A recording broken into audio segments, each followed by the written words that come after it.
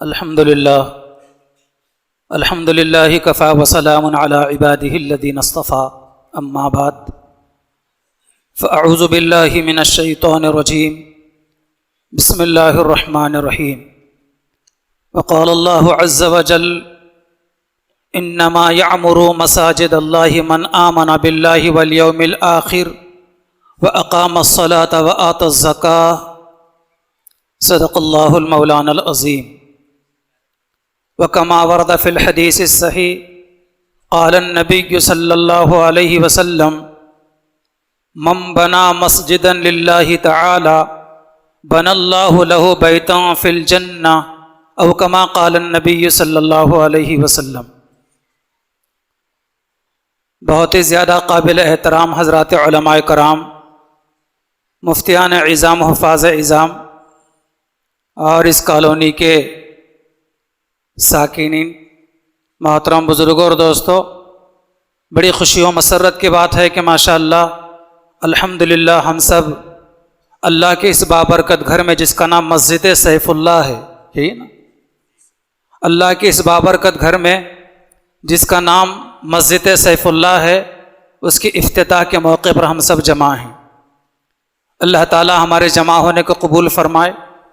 میں سب سے پہلے مبارکباد دیتا ہوں تمام احباب کو جنہوں نے اپنے خون پسینے کی کمائی اللہ کی اس بابرکت گھر کی زمین کی خریدی سے لے کر آج تک جتنا کام ہوا ہے اس میں لگایا ہے اور آئندہ بھی لگائیں گے، اس لیے کہ وہ عمل ہے کہ جس کے تعلق سے حدیث مبارکہ میں ہے کہ جس نے دنیا میں اللہ کا بابرکت گھر مسجد بنایا، اللہ تعالیٰ اس کے لیے جنت میں گھر بنائیں گے۔ جنت میں گھر ایسا ہمارا گھر نہیں ہوگا first floor, second floor, third floor والا، بلکہ وہ عالیشان محل ہوگا کہ جس کی منظر کشی دنیا میں نہیں کی جا سکتی۔ اتنا عالیشان محل اللہ تبارک و تعالیٰ اس مسجد بنانے کے بدلے میں جنت میں ہمیں عطا فرمائیں گے، بنائیں گے۔ اس مجمع کے اندر وہ بھائی بھی ہمارے موجود ہوں گے جو غریب ہوں گے، متوسط طبقے کے افراد ہوں گے، یا کچھ روز مزدوری بھی کرنے والے ہوں گے، تو وہ یہ دل میں سوچ رہے ہوں گے تو ہم نے جو کچھ بھی نہیں لگایا تو ہمارے لیے کہاں سے محل بنے گا، یا ہم نے 100 روپے ہی دیے ہیں، 100 روپے کے بدلے کہاں سے محل بنے گا۔ جنہوں نے لاکھوں روپے دیے ہیں، 50 و 1000 روپے دیے ہیں، ان کے لیے جنت میں محل کی خوشخبری سنائی گئی ہے۔ محترم بزرگوں اور دوستوں، ایسی بات نہیں ہے، ان غریب لوگوں کو، مزدور پیشہ لوگوں کو بھی مایوس ہونے کی ضرورت نہیں ہے۔ حدیث مبارکہ سن کر یہ آپ کو تعجب بھی ہوگا، معلومات میں اضافہ بھی ہوگا، ہمارے وہ غریب بھائی بھی خوشی سے جھوم اٹھیں گے۔ اللہ کے نبی علیہ السلام کا فرمان ہے کہ جس کسی مسلمان نے اللہ کے بابرکت گھر میں ایک گھونسلے کے بقدر بھی کوئی عطیہ عطا دیا ہو، اللہ تبارک و تعالی اس کے بدلے میں بھی جنت میں اپنے شاہنشان اس کے لیے محل بنائیں گے۔ اس لیے غریب لوگوں کو مایوس نہیں ہونا چاہیے۔ ہاں، ہماری حیثیت ہی 10 روپے کی دینے کی ہے، ہماری حیثیت ہی 100 روپے کی دینے کی ہے، اس لیے ہم نے 100 روپے دیے۔ کسی کے 1000 روپے دینے کی تھی، کسی خوش نصیب کی 50,000 دینے کی تھی، دیے ہوں گے۔ کسی خوش نصیب کی 1,00,000 روپے دینے کی حیثیت تھی، انہوں نے 1,00,000 روپے دیے، اور غریب نے 10 روپے، 50 روپے اور 100 روپے دیے، اس کی اتنی ہی حیثیت تھی۔ اس اعتبار سے ان تمام بھائیوں کے لیے جنہوں نے اپنے حیثیت کے مطابق اللہ کے اس بابرکت گھر کی زمین کی خریدی سے لے کر آج تک کے تعمیر میں لگایا ہے، ان تمام لوگوں کے لیے پیغمبر اسلام صلی اللہ علیہ وسلم کی جانب سے خوشخبری ہے کہ اللہ پاک ان کے لیے جنت میں عالیشان محل بنائیں گے۔ من بنا مسجدا للہ تعالی بنا اللہ لہ بیتا فی الجنہ۔ اس اعتبار سے میں تمام بھائیوں کو اور تمام طبقات کے بھائیوں کو بہت بہت مبارکباد دیتا ہوں، اور دعا کرتا ہوں کہ اللہ تعالیٰ اب اس کے آپ کے اس محبت بھرے تعاون کو جو اللہ کے گھر میں آپ نے دیا ہے، اللہ تعالیٰ اب آپ کے اس تعاون کو اپنے بارگاہ میں شرف قبولیت عطا فرمائے، اور یہ دینا اللہ تعالیٰ آپ کے لیے ذخیرہ آخرت بنائے۔ چونکہ یہ مسجدیں جو ہے روئے زمین کے اوپر اللہ تبارک و تعالیٰ کا سب سے پسندیدہ مقامات ہیں۔ پیغمبر اسلام علیہ السلام کا فرمان ہے، احب البلاد الی اللہ تبارک و تعالی مساجدها، روئے زمین کے اوپر سب سے زیادہ پسندیدہ مقام اگر کوئی ہے اللہ تعالیٰ کو تو وہ مسجدیں ہیں۔ وَأَبْغَضُ الْبِلَادِ إِلَى اللَّهِ تَبَارَكَ وَتَعَالَى أَسْوَاقُهَا، روئے زمین کے اوپر سب سے زیادہ ناپسندیدہ مقام اگر کوئی ہے تو وہ بازار ہیں۔ محترم بزرگوں اور دوستو، یہ اللہ کا بابرکت گھر مسجد بن چکا ہے اور اس کی تعمیر تقریباً تکمیل کے قریب ہے، ممکن ہے اور بھی کچھ کام باقی ہوں۔ اللہ تبارک و تعالیٰ نے قرآن مجید میں کن لوگوں کو مسجد بنانا چاہیے، کن لوگوں کو مسجد تعمیر کرنا چاہیے اور کن لوگوں کو مسجد کو آباد کرنا چاہیے، ان کے 5 خوبیاں بیان کی گئی ہیں۔ خدا کرے کہ وہ 5 خوبیاں مجھ میں ہم سب میں داخل ہو جائیں۔ قرآن مجید کی جو آیت مبارکہ میں نے تلاوت کی ہے، اللہ تعالیٰ فرماتے ہیں انما یعمر مساجد اللہ من آمن باللہ والیوم الآخر، کہ مسجد کو بنانا، مسجد کو تعمیر کرنا، مسجد کو آباد کرنا ان لوگوں کا کام ہے جو اللہ پر ایمان رکھتے ہیں۔ الحمدللہ ہم سب کا اللہ پر ایمان ہے، جو اپنے ذات میں تنہا ہے، جس کا کوئی شریک نہیں، وہ وحدہ لا شریک لہ ہے، اس ذات عالی پر ہمارا ایمان ہے۔ اور دوسری چیز والیوم الآخر، اور آخرت کے دن پر، قیامت کے دن پر ایمان رکھتے ہیں۔ الحمدللہ ہم سب کا آخرت کے دن پر ایمان ہے، یہ ایک دن ہمیں مرنا ہے اور مرنے کے بعد دوبارہ ہمیں زندہ ہونا ہے اور اللہ تعالیٰ کے بارگاہ میں کھڑے ہو کر ہم سب کو اللہ تعالیٰ کے بارگاہ میں اپنے زندگی کا حساب و کتاب پیش کرنا ہے، اسے قیامت کا دن کہا جاتا ہے، ہم سب کا اس پر بھی ایمان ہے۔ یہ 2 چیزیں عقیدے کی بیان فرمائی گئی ہیں اور اس کے بعد 2 چیزیں عمل کی بیان کی گئی ہیں، وَأَقَامَ الصَّلَاةَ وَآتَى الزَّكَاةَ، مسجد کو بنانا، تعمیر کرنا، آباد کرنا ان لوگوں کا کام ہے جو نماز قائم کرتے ہیں، نماز پڑھتے ہیں۔ اور دوسری چیز اپنے مالوں کی زکوٰۃ دیتے ہیں۔ پھر 5ویں نمبر پر فرمایا کہ 2 چیزوں پر ایمان بھی، اللہ پر بھی، آخرت کے دن پر بھی، نماز بھی پڑھتے ہیں اور اسی طریقے سے زکوٰۃ بھی ادا کرتے ہیں، تو انہیں چاہیے کہ وہ اللہ کے علاوہ کسی کا ڈر اور خوف بھی اپنے دل میں نہ رکھیں۔ وَلَمْ يَخْشَ إِلَّا اللَّهُ، وہ اللہ کے علاوہ کسی اور سے نہیں ڈرتے۔ اس اعتبار سے ہمارے دل میں صرف اللہ ہی کا ڈر ہو، اللہ ہی کا خوف ہو، اس کے علاوہ کسی اور کا ڈر اور خوف ہمارے دل کے اندر نہ ہو۔ ہم ایک خالق و مالک سے ڈرنے والے بن جائیں، دنیا کی ہر مخلوق ہم سے ڈرنے لگ جائے گی، لیکن اگر ایک اللہ سے ڈرنے کا مزاج اگر ہمارا ختم ہو جائے، ہم ایک خالق و مالک سے اگر نہ ڈریں، اس کا خوف اگر ہمارے دل میں نہ ہو، تو پھر دنیا کی ہر چیز ہم کو ڈرائے گی۔ حدیث مبارکہ میں ہے کہ کوئی، اس کو تھوڑا پیچھے ہٹا، کھولی، اس کو کھولی،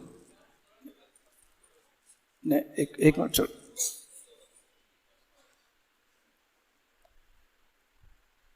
اس سے واسطہ ہم کو پڑھتے رہتا ہے، اس لیے معلوم ہے کہ کیسے جی جزاک اللہ۔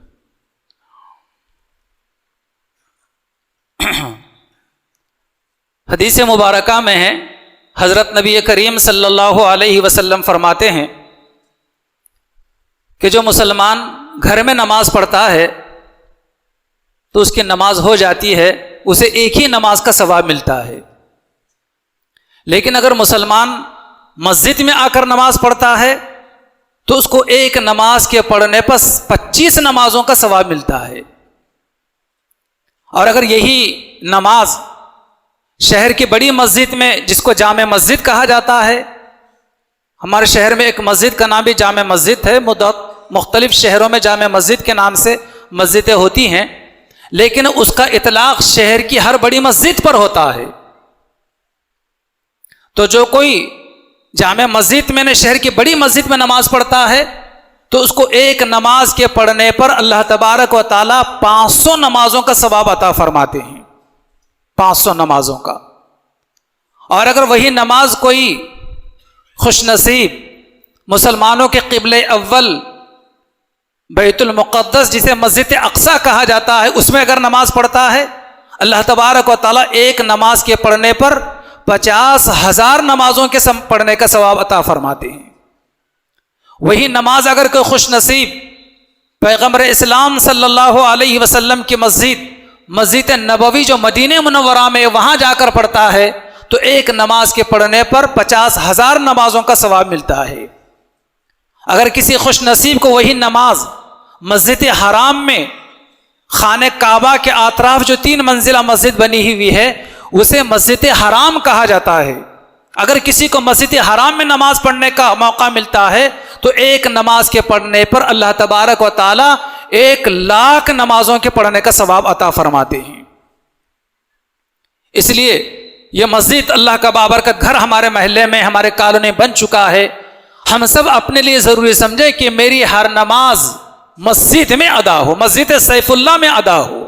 یہ فرمان نبوی سن کر آپ کو حیرت ہوگی، اللہ کے نبی صلی اللہ علیہ وسلم فرماتے ہیں کہ 3 لوگ ایسے ہیں جن پر اللہ تبارک و تعالیٰ کی لعنت ہوتی ہے۔ لعنت کوئی معمولی جملہ نہیں ہے، اس کا کیا مفہوم ہے بڑا وسیع و عریض ہے۔ حضرات علماء کرام مفتیان عظام موجود ہیں، ان سے پوچھ لیجئے کہ 3 اشخاص ایسے ہیں، 3 لوگ ایسے ہیں جن پر اللہ تبارک و تعالیٰ کی لعنت ہوتی ہے۔ ایک وہ جو کسی مسجد میں امامت کرے اور اس مسجد کے مصلی کسی معقول وجہ سے اس امام سے ناراض ہوں۔ معقول وجہ یہ وجہ ہے، ویسے ہر مسجد میں کچھ لوگ ضرور ایسے ہوتے ہیں جو ہاتھ دھو کر نہیں بلکہ نہا دھو کر امام کے پیچھے پڑتے ہیں۔ شاید ہمارے بیوی بچے بھی نہیں سنتے ہوں گے، اتنا ہم امام کو سنانے کی کوشش کرتے ہیں، اس سے زیادہ مؤذن کو سنانے کی کوشش کرتے ہیں۔ ہمارا نوکر بھی اتنا نہیں سنتا ہوگا جتنے ہم اپنے مسجد کے مؤذن کو سناتے ہیں۔ اس کے بعد کی حدیث سناؤں گا میں، آپ کو حیرت ہوگی۔ تو بہرحال کوئی معقول وجہ ہو کہ جس کی وجہ سے اس امام کا مصلی پر بڑھ کر امامت کرنا مناسب نہ ہو، ایسی معقول وجہ ہے جس کی وجہ سے مصلی ناراض رہتے ہیں، تو ایسے امام پر اس کے باوجود مصلی ناراض ہیں، وجہ معقول ہے، اس کے باوجود اگر وہ امامت کرتا ہے تو ایسے امام پر اللہ تعالیٰ کی لعنت ہے۔ اور دوسرے اس عورت پر، اوپر کا مائک چالو ہے، اچھا، ہماری بہنیں جو اپنے گھروں میں بیٹھ کر اس بات کو سن رہی ہیں تو یہ دوسرے نمبر کا یہ سن لیں، اللہ کے نبی صلی اللہ علیہ وسلم فرماتے ہیں کہ اس عورت پر اللہ تعالیٰ کی لعنت ہوتی ہے جس کا شوہر اس سے ناراض ہو۔ ہماری بہن کو اور ہماری بہنوں کو، خواتین کو اس طریقے سے زندگی گزارنا چاہیے کہ اپنے کسی عمل سے، اپنے کسی قول اور فعل سے اپنے شوہر کو ناراض نہ ہونے دیں۔ اگر اپنے کسی زبان درازی کی وجہ سے اور اگر اپنے کسی غلط باتوں کی وجہ سے، غلط کاموں کی وجہ سے اور کسی خلاف شرع کام کی وجہ سے، نامعقول بات کی وجہ سے، زبان درازی کی وجہ سے اگر ہمارا شوہر ہم سے ناراض ہوتا ہے تو پیغمبر اسلام صلی اللہ علیہ وسلم فرماتے ہیں کہ ایسی عورت پر اللہ کی لعنت ہوتی ہے، ایسی عورت پر اللہ تعالیٰ کی لعنت ہوتی ہے۔ اور تیسرے وہ مسلمان جو مسجد کے مؤذن کی اذان سنتا ہے، اللہ کے منادی کی آواز سنتا ہے، پھر بھی جماعت سے نماز پڑھنے کے لیے مسجد میں حاضر نہیں ہوتا۔ مسجد سے جو آواز دی جاتی ہے اسے اذان کہا جاتا ہے، اور وہ آواز دینے والا مؤذن ہوتا ہے جو مؤذن کی آواز پر اللہ کے بابرکت گھر میں حاضر ہو کر جماعت کے ساتھ نماز نہیں پڑھتا، تو ایسے مسلمان پر بھی اللہ کی لعنت ہے۔ آج شہر میں کتنی مسجدیں ہیں، بڑی رات کو دیکھیے، عیدین کے موقع پر دیکھیے، جمعہ کو دیکھیے کتنا مجمع رہتا ہے، اور پھر 5 وقتہ نمازوں میں کتنا مجمع رہتا ہے۔ نماز اذان ہو چکی ہوتی ہے، جماعت کا وقت ہو چکا ہوتا ہے، سینکڑوں لوگ جو ہے اپنے دکانوں پر، اپنے مکانوں میں، ہوٹلوں میں، چوراہوں پر بیٹھے رہتے ہیں، اللہ تعالیٰ کی لعنت کے وہ مستحق ہو جاتے ہیں، جس کی وجہ سے اللہ تبارک و تعالیٰ کے رحمتوں سے، برکتوں سے محروم ہو جاتے ہیں، طرح طرح کی آفتیں، مصیبتیں ان پر آتی ہیں۔ آج آئے دن جو حالات ہمیں دیکھنے پڑ رہے ہیں، جس کی بہت ساری جہاں وجوہات ہیں، ان میں سے ایک وجہ یہ بھی ہے کہ مؤذن کی اذان پر ہم اپنا مکان چھوڑ کر، اپنا بستر چھوڑ کر، اپنی کرسی چھوڑ کر ہم اللہ کے بابرکت گھر میں نماز کے لیے حاضر نہیں ہوتے۔ اور ایک فرمان ہے نبی کریم صلی اللہ علیہ وسلم کا۔ اس لیے محترم بزرگوں اور دوستوں، ہمیں چاہیے کہ جب اذان کی آواز سنائی دے تو سارے کام دوسرے نمبر پر، اور پہلے نمبر پر یہ ہے کہ وضو کر کے اللہ کے بابرکت گھر میں نماز کے لیے میں چلا جاؤں۔ اپنے گھر سے لے کر مسجد تک پہنچنے میں جتنے قدم اٹھتے ہیں، ہر قدم پر اللہ تبارک و تعالیٰ ایک ایک نیکی عطا فرماتے ہیں اور ایک ایک گناہ معاف کرتے ہیں۔ اور اگر وضو کر کے ہم گھر سے اگر نکلتے ہیں نماز پڑھنے کے لیے، تو آقا دو جہاں علیہ السلام فرماتے ہیں گھر سے وضو کر کے مسجد کو جانے والا ایسا ہے جیسا کہ احرام باندھ کر حج کو جانے والا ہے۔ کتنی بڑی سعادت مندی کی بات ہے۔ اس لیے ہم اپنا معمول بنائیں کہ گھر سے وضو کر کے ہم مسجد کو آنے کے عادی بنیں۔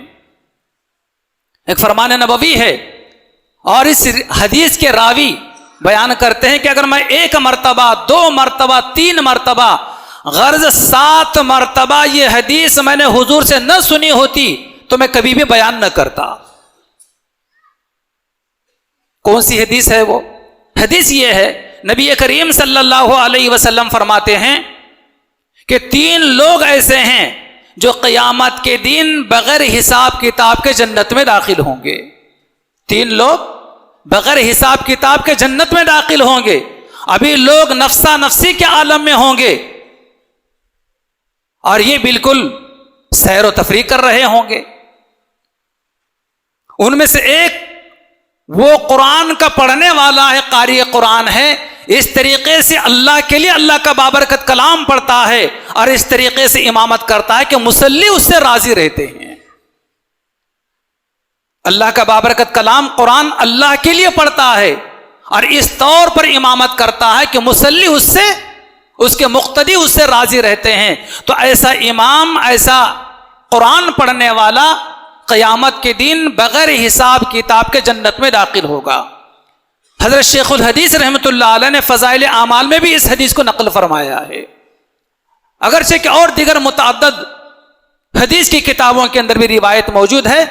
چونکہ یہ کتاب ہر گھر میں ہوتی ہے، ہر ممبر پر موجود ہوتی ہے، اس لیے میں نے اس کتاب کا حوالہ میں نے دیا ہے۔ اور دوسرا وہ شخص جو بغیر حساب کتاب کے جنت میں داخل ہوگا، جو اللہ کے بندوں کو صرف اللہ کے لیے نماز کے لیے بلاتا ہے۔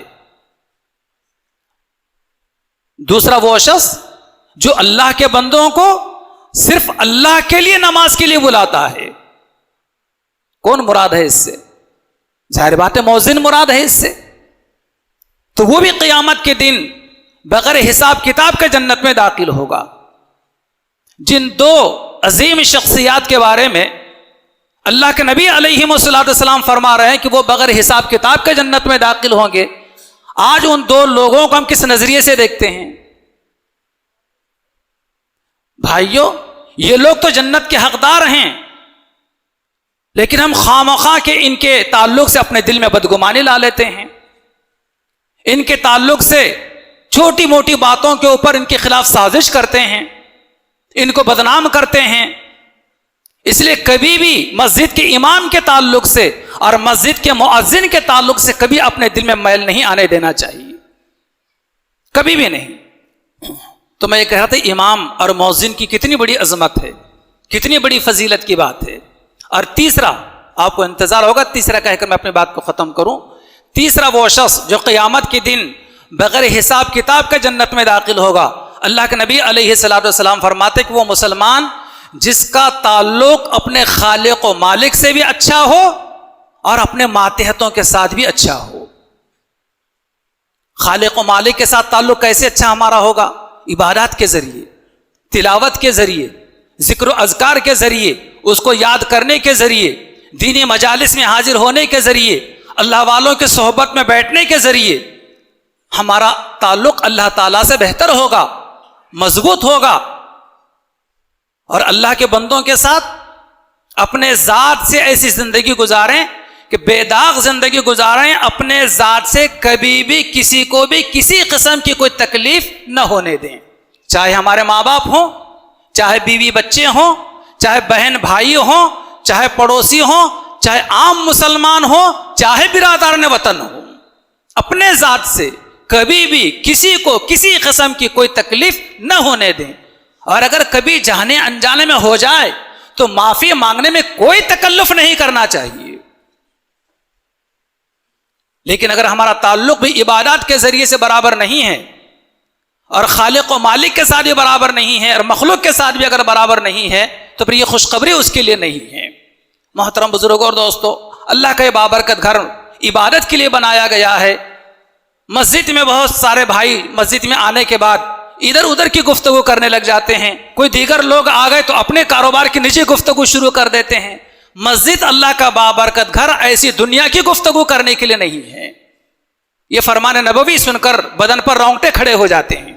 اللہ کے نبی علیہ الصلوۃ والسلام فرماتے ہیں، جب کوئی مسجد میں بیٹھ کر دنیا کی گفتگو کرتا ہے، ادھر ادھر کی گفتگو کرتا ہے، تو فرشتے حاضر ہوتے ہیں۔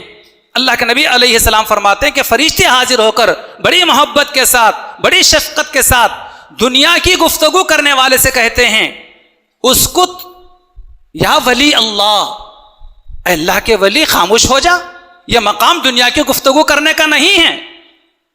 اگر خاموش ہو جاتا تو فبیہا، لیکن خاموش اگر نہیں ہوتا، اپنے گفتگو کا سلسلہ جاری رکھتا ہے، تو اللہ کے نبی علیہ السلام فرماتے ہیں کہ فرشتے کہتے ہیں، اسکت یا عدو اللہ، اے اللہ کے دشمن خاموش ہو۔ اللہ کا بابرکت گھر اس لیے نہیں ہے کہ وہاں دنیا کی باتیں کی جائے، ادھر ادھر کی باتیں کی جائے۔ پھر بھی اگر اپنا سلسلہ گفتگو بند نہیں کرتا تو حضور علیہ الصلوۃ والسلام فرماتے ہیں کہ اسکت لعنت اللہ علیہ، اب تو خاموش ہو جا، خدا کی تجھ پر لعنت ہو۔ تو اس لیے مسجدیں عبادت کے لیے بنائی جاتی ہیں، نہ کہ دنیا کی گفتگو کرنے کے لیے۔ بہرحال میں یہ چند باتیں میں نے قرآن و حدیث کی روشنی میں کی ہیں۔ پھر ایک مرتبہ میں اس مسجد کے مصلیان کو اور اس کالونی کے احباب کو مبارکباد دیتا ہوں کہ اللہ تعالیٰ آپ کی یہ عظیم خدمت اور آپ کے لیے ذخیرہ آخرت بنائے، اور ہم سب کو اہتمام کے ساتھ، پابندی کے ساتھ اللہ کے اس بابرکت گھر میں حاضر ہو کر باجماعت نماز پڑھنے کی توفیق عطا فرمائے۔ آمین۔ وآخر دعوانا ان الحمد للہ رب العالمین۔